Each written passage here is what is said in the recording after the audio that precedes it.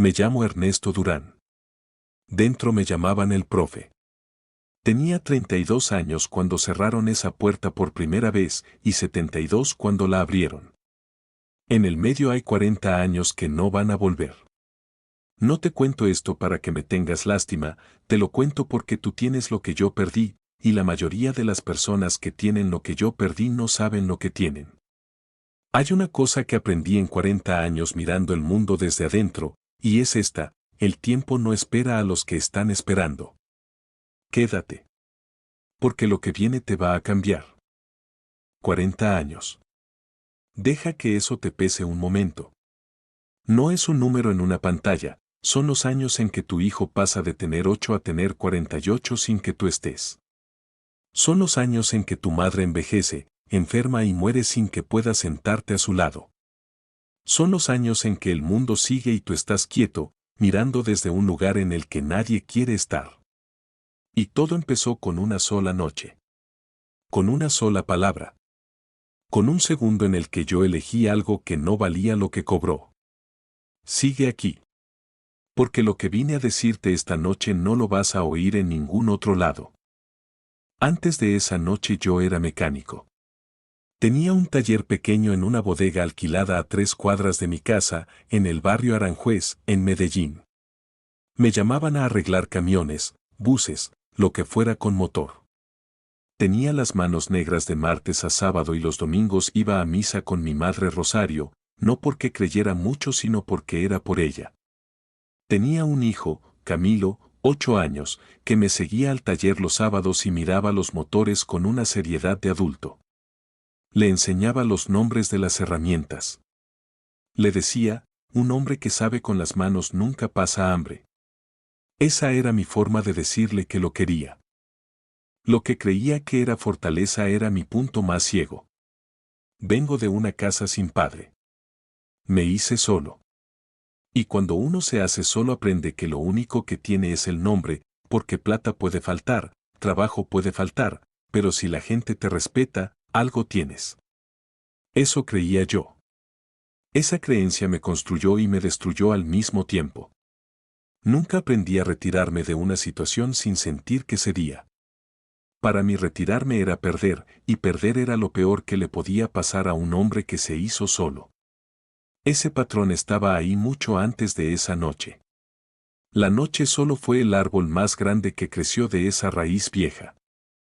Ese sábado, 14 de marzo de 1984, arreglé el carburador de un bus de la empresa de don Hernán. Llegué a casa a las 4 de la tarde. Me bañé. Mi madre Rosario tenía arroz con pollo en la estufa, el mismo de todos los sábados, con papa criolla y ese olor que llenaba toda la cocina desde las 2. Comí en la mesa con Camilo, que me contó que en el colegio habían aprendido a multiplicar.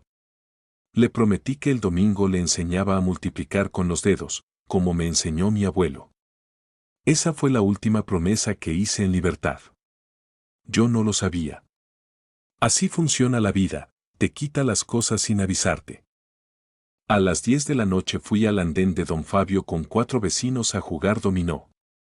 Noche normal. Cerveza, ficha sobre la mesa de plástico blanca, el ruido de la calle al fondo. Llegó Rogelio Estrada, tarde, algo tomado. En la tercera mano cometí un error, bajé una ficha equivocada. Rogelio se rió. Y dijo: eso lo hace una gallina. 4 personas lo escucharon. Yo sentí el calor subirme por el cuello, por las orejas, por la nuca. Una palabra. Dicha por un hombre tomado a las 10 de la noche en un andén del barrio. Eso fue todo lo que necesitó para arrancar lo que vino después. Ahí está el momento. El que llevo décadas repasando. Cuando Rogelio dijo eso, yo no pensé en Camilo ni en Rosario ni en el taller. Pensé: 4 personas me están mirando. Si me quedo callado, mañana en el barrio me llaman gallina a mí. Este tipo ya me quitó un contrato hace unos meses, y ahora esto, delante de todos. No me lo puedo tragar. Eso fue exactamente lo que pensé. Y en ese momento don Fabio me puso la mano en el hombro y me dijo: déjelo, Ernesto, está borracho. Yo sentí esa mano. La ignoré. Había una puerta. Una mano en mi hombro que me decía que podía irme. No la tomé. Discutimos. Rogelio empujó. Yo tenía el cuchillo en el bolsillo derecho, lo cargaba por costumbre desde hacía años, como lleva llave quien trabaja con cerradura. Nunca pensé usarlo. En ese segundo pensé, solo para asustarlo. Solo para que pare. Para que vea que yo no soy ninguna gallina. Ahí estaba la segunda puerta, soltar el cuchillo, dar un paso atrás, irme. Había tiempo todavía. Don Fabio seguía ahí. Los vecinos estaban quietos. Yo vi la puerta. No la tomé. La lógica de ese segundo era perfectamente clara adentro de mi cabeza y perfectamente retorcida vista desde afuera. Así funciona el orgullo cuando está herido, te hace ver claridad donde solo hay precipicio. Fue un segundo. No hubo drama ni grito. Rogelio cayó. El tiempo se detuvo de una forma que no se parece a nada que pueda explicar con palabras. Recuerdo el sonido de las fichas de dominó cayendo al piso. Recuerdo el frío del cemento del andén. Recuerdo que miré mis manos como si fueran de otra persona. En ese instante, Ernesto Durán, el mecánico del barrio Aranjuez, desapareció. Lo que quedó no tenía nombre todavía. Lo que quedó era un hombre de 32 años parado en el andén de Don Fabio con 40 años de consecuencias empezando en ese segundo. Yo no lo sabía todavía. Pero ya era tarde. Camilo tenía 8 años. El tipo de 8 años que ya parecía de 10, serio, curioso, con esa concentración que tienen los niños que van a entender el mundo más rápido que los demás. Los sábados que iba al taller se sentaba en un banco de madera y miraba cómo yo abría los motores. Le explicaba cada pieza. Le decía los nombres en voz alta para que los repitiera.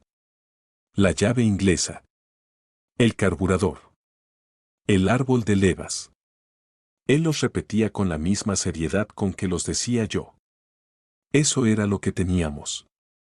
Esa transmisión silenciosa de sábado a sábado que yo creía que iba a durar para siempre. No duró. Nada que uno cree que va a durar para siempre, dura. En el año 23 de prisión, Camilo vino a visitarme. La primera vez en 6 años que lo veía.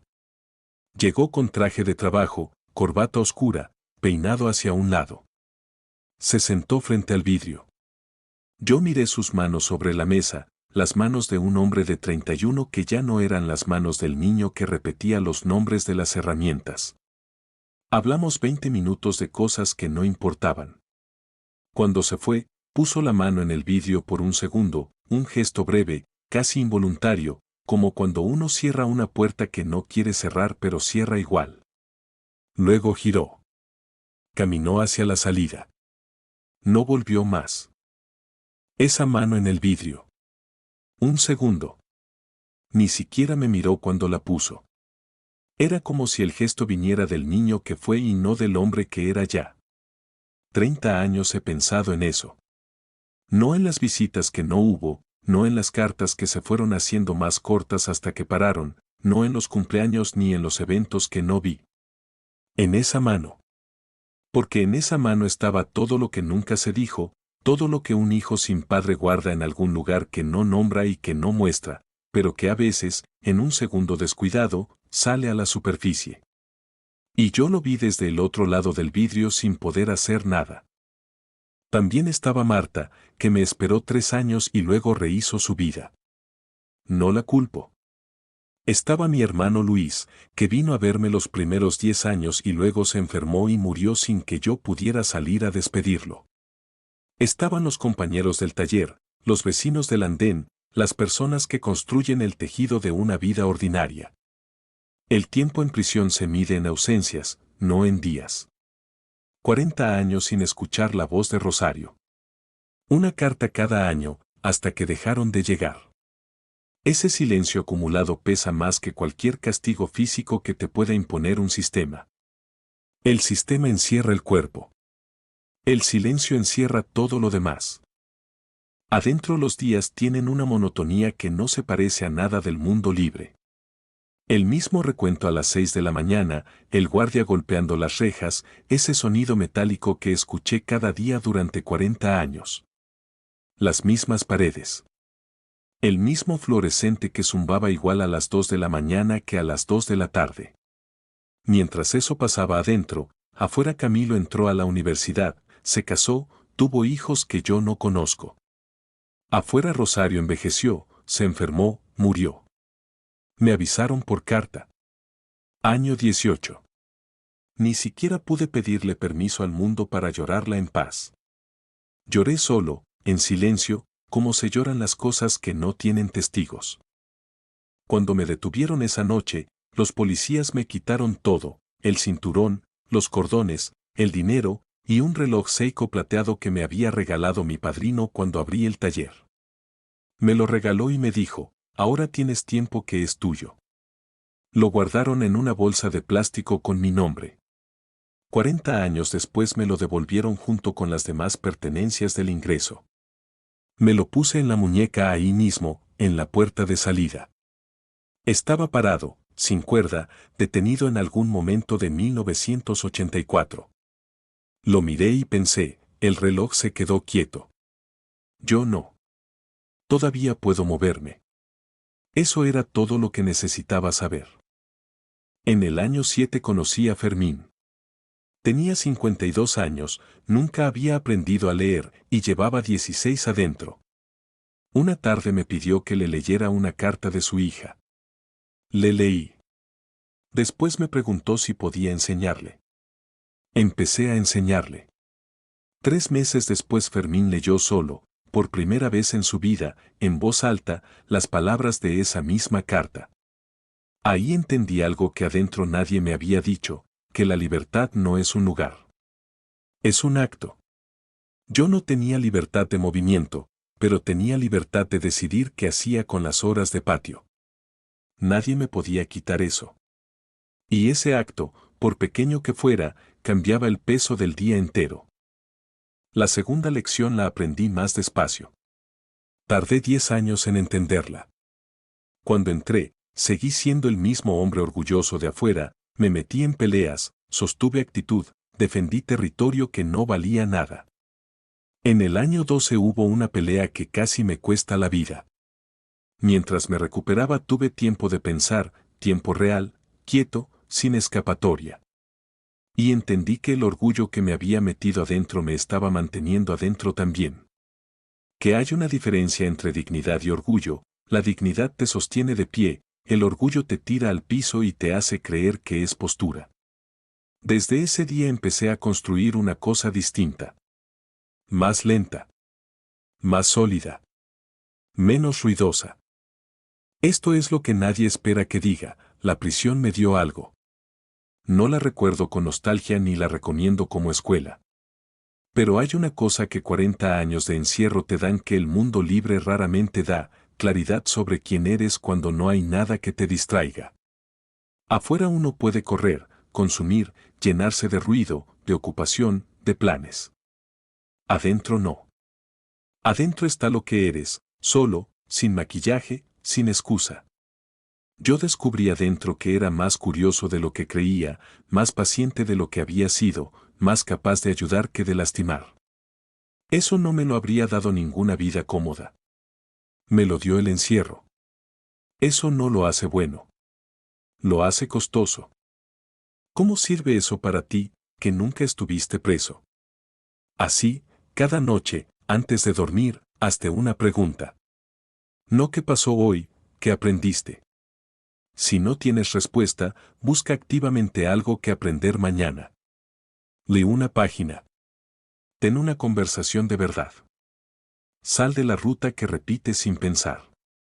Si sabes que al final del día vas a tener que responder qué aprendiste, vives el día diferente. Y hay otra pregunta, para la mañana, antes de abrir el teléfono, pregúntate qué vas a hacer hoy que solo es posible porque eres libre. Una sola cosa. Concreta. ¿Qué no podrías hacer si estuvieras adentro? Esa pregunta cambia el día entero si la contestas en serio. 40 años mirando el mundo desde adentro te enseñan una sola cosa con una claridad que no tiene equivalente afuera. El tiempo no espera a los que están esperando. Yo esperé. Esperé que las cosas mejoraran, que Camilo entendiera, que el tiempo pasara solo. Y el tiempo pasó, sin mí. 40 años de espera me los devolvieron en una bolsa de plástico con un reloj parado y un número de expediente.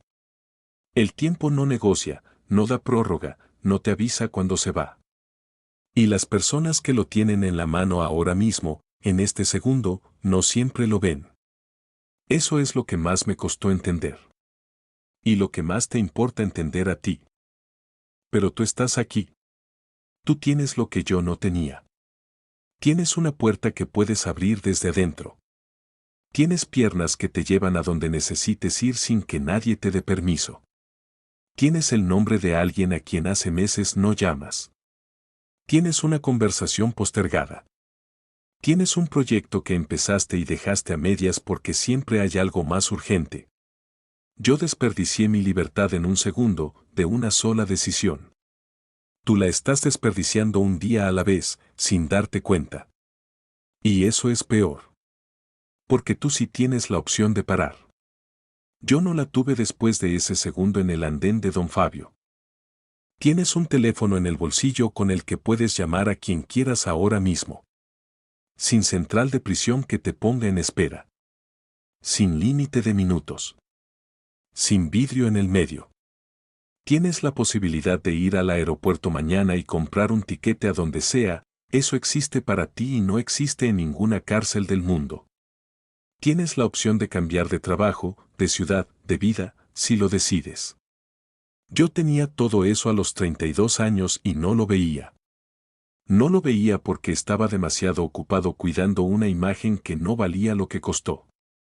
¿Cuántos días llevas tú haciendo lo mismo que hiciste ayer, sin que nada cambie, sin que nada crezca? Entonces te voy a pedir algo concreto. No piensa en tu vida.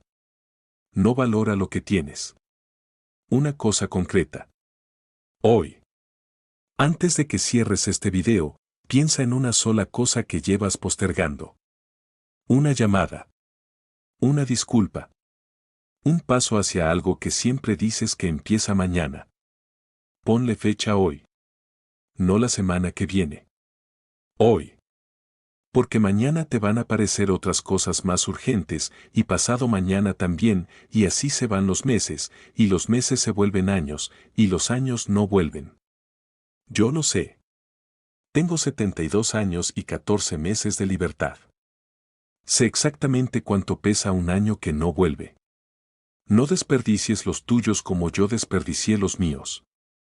La lección de 40 años se resume en una frase simple: la libertad no es un lugar al que llegaste. Es lo que haces cada día con el tiempo que todavía se mueve. 3 cosas concretas para aplicar desde mañana.